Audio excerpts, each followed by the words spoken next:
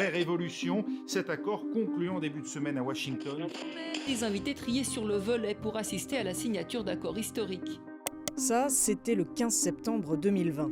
Sur ces images, Donald Trump, entouré du Premier ministre israélien, du ministre des Affaires étrangères de Bahreïn et celui des Émirats arabes unis. Tous signaient ce jour-là les accords dits d'Abraham, officialisant la normalisation entre ces pays arabes et Israël, sous l'égide des États-Unis, et rejoint quelques mois plus tard par le Maroc et le Soudan.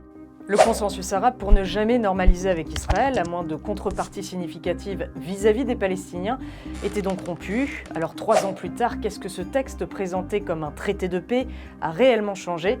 On fait le point dans cette vidéo.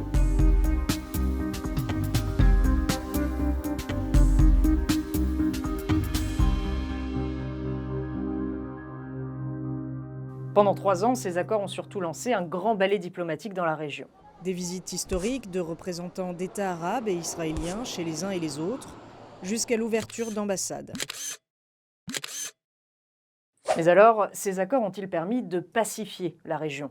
UAE and Bahrain never really were involved at all in any of the Arab conflicts with Israel. They were not independent.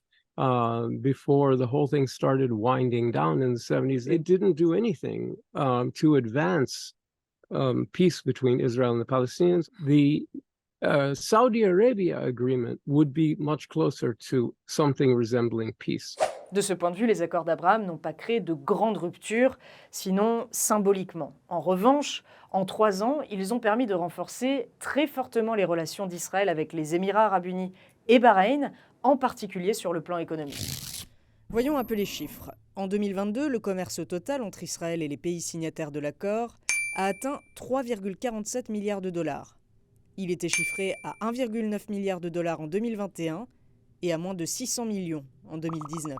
En 3 ans, les Émirats arabes unis sont ainsi passés du 89e partenaire commercial d'Israël à son 18e. Les autres pays signataires ont également renforcé leurs liens économiques, mais de manière moins significative. Le tourisme a également bondi entre ces pays, et ce, malgré la pandémie. L'augmentation entre 2019 et 2022 est sans appel. Mais on remarque, grâce à ces graphiques, que ce sont surtout les Israéliens qui visitent les pays arabes, et assez peu l'inverse. Enfin, autre évolution significative, une coopération stratégique sans précédent entre ces pays. En 2022, les États signataires auraient en effet été les destinataires d'un quart des exportations d'armes d'Israël, soit une augmentation de 50% en un an. They really need to strengthen their the strategic options and their cooperation vis-a-vis Iran, its network of other players, and potentially other hegemons. Turkey and Israel is very satisfied because of the strategic gains, especially from, with Bahrain, it gives them entree into regional maritime security networks that are centered in Bahrain. And so they've stationed a military officer, Israeli military officer in Manama. That's the first time any Arab country has accepted a uniformed Israeli officer. Bref, ces accords ont eu des retombées très concrètes en 3 ans.